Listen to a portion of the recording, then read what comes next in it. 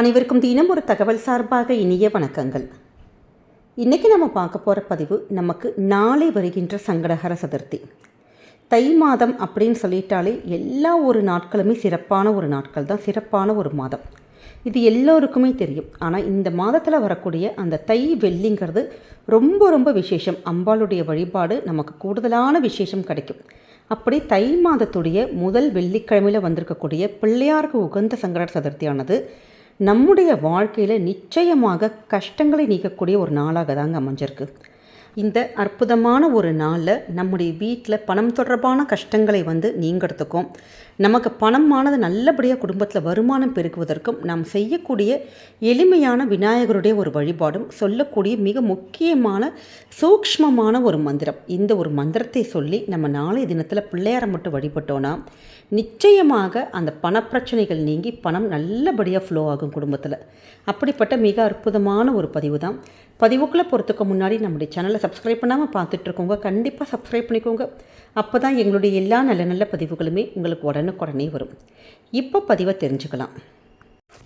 வாழ்க்கையில் எல்லாருமே பணம் சம்பாதிக்கணும், நம்முடைய குழந்தைகளுக்கு ஏதாச்சும் ஒன்று சேர்த்து வைக்கணும், கடன்கள் தீரணும் அப்படிங்கிற ஒரு ரீதியில் தான் எல்லாருமே வாழ்க்கையில் ஒரு போராடிட்டுருக்கோம்.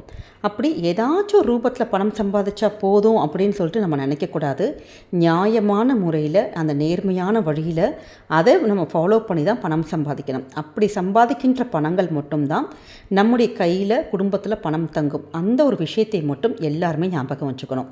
நிறைய பேருக்கு எவ்வளோ கஷ்டப்பட்டாலும் பணம் தங்கவே மாட்டேங்குது, பணம் சம்பாதிக்கவே முடியல அப்படின்னு சொல்லிட்டு ரொம்ப கஷ்டப்படுறாங்க. அப்படி உங்களுக்கான பணம் தொடர்பான எப்படிப்பட்ட கஷ்டங்களாக இருந்தாலுமே, இப்போ பணம்னா வருமானத்துக்கு மட்டும் கிடையாது, நம்ம யாருக்கிட்டையாச்சும் பணம் ஒரு அவசர தேவைக்கு கொடுத்துருப்போம்.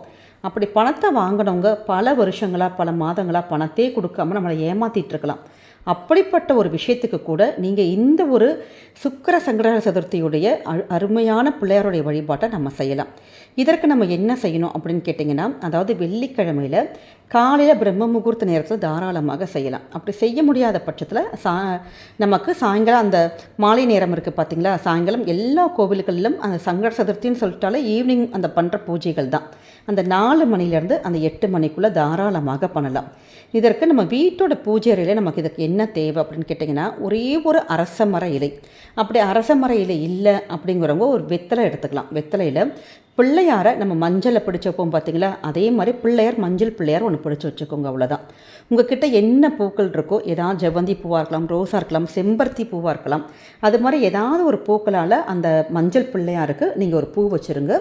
பிள்ளையாருக்கு ரொம்ப உகந்தது அருகம்புல். நீங்கள் அதை இன்றைக்கி கூட நீங்கள் சாயங்காலம் கூட வாங்கி வச்சுக்கலாம்.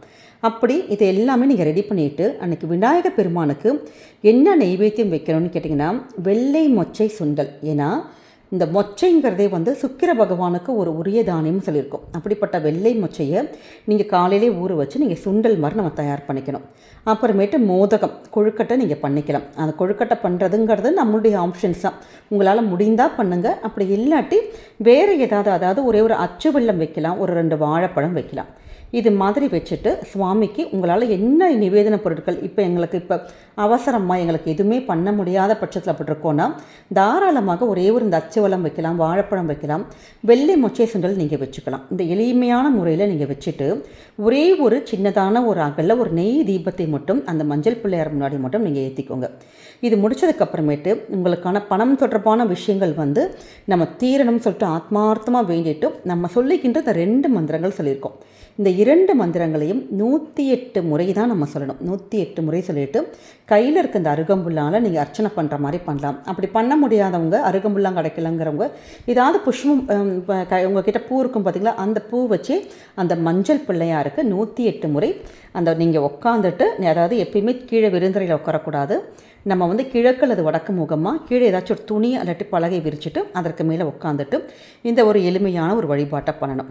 நம்ம என்ன பண்ணுவோம், தேங்காய் உடைப்போம். எப்பயுமே பிள்ளையாருடைய இந்த பூஜைக்கு தேங்காய் உடைப்போம். இந்த தேங்காய் தண்ணி இருக்குது பார்த்திங்களா, அந்த தேங்காய் தண்ணியில் கொஞ்சோண்டு மஞ்சள் பிள்ளையாருக்கு ஒரு சொட்டு, ஒரு ஐதீகத்துக்கு கொஞ்சோண்டு அபிஷேகம் பண்ணணும்.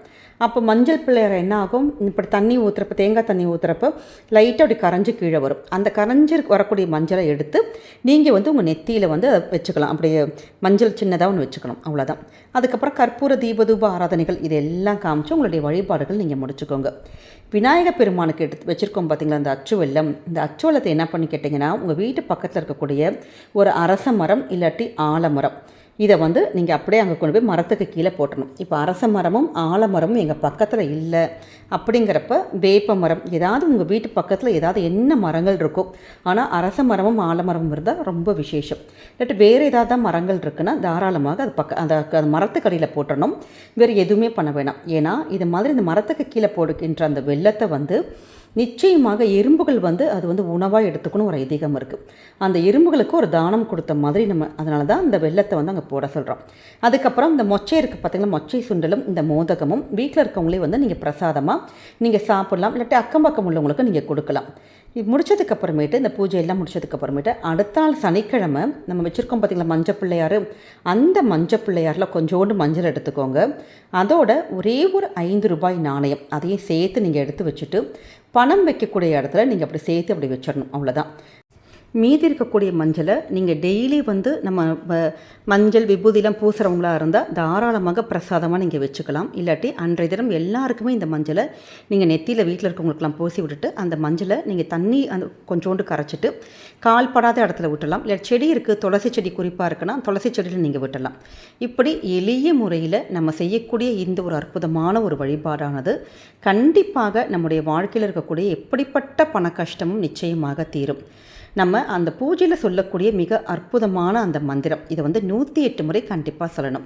அப்படிப்பட்ட மந்திரங்கள்: ஓம் வக்ரதுண்டாய ஹும் நம, ஓம் வக்ரதுண்டாய ஹும் நம.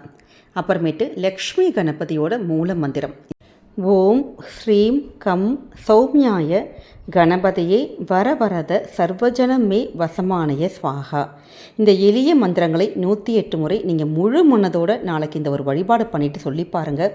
நிச்சயமாக வாழ்க்கையில் நல்ல ஒரு பணமானது, குடும்பத்தில் பணம் வருமானம் வருவதற்கும், பணம் தொடர்பான கஷ்டங்கள் போகிறதுக்கும், பண வசியங்கள், தன வசியங்கள் இது எல்லாம் குடும்பத்தில் உண்டாகும். நல்ல குடும்பத்தில் சந்தோஷம், மகிழ்ச்சி, சுபிக்ஷங்கள் எல்லாமே உண்டாகும். பிள்ளையாருடைய வழிபாடு செஞ்சவங்களுக்கு என்றைக்குமே வாழ்க்கையில் தோல்விங்கிறதே கிடையாதுங்க, வெற்றிகள் மட்டும்தான் நிச்சயம். அப்படிப்பட்ட சக்தி வாய்ந்த ஒரு நாளை நாளைக்கு எக்காரணம் கொண்டும் தவற விடாதீங்க. நம்முடைய சேனலை இன்று 21 நாட்கள் 21 முறை செய்யக்கூடிய பிள்ளையாருடைய வழிபாடு போட்டிருக்கோம். ரொம்ப சக்தி வாய்ந்த பரிகாரம். பார்க்காத தோழர்கள் தோழிகள் கண்டிப்பாக அந்த பதிவையும் பாருங்கள், நிச்சயம் உங்களுக்கு பயனுள்ளதாக இருக்கும். இந்த பதிவானது கண்டிப்பாக உங்கள் எல்லாருக்குமே பிடிச்சிருக்கும்னு நினைக்கிறோம். பிடிச்சிருந்த ஃப்ரெண்ட்ஸ் அண்ட் ஃபேமிலி மெம்பர்ஸ்க்கு ஷேர் பண்ணுங்கள், அவங்களும் இதை பார்த்து பயன்பெறட்டும். நம்முடைய சேனலை சப்ஸ்கிரைப் பண்ணி உங்களுடைய ஆதரவுகள், சப்போர்ட்டுகள் எங்களுக்கு கொடுங்க. மீண்டும் வேறொரு நல்ல பதிவோடு உங்களை சந்திக்கிறோம். நன்றி, வணக்கம்.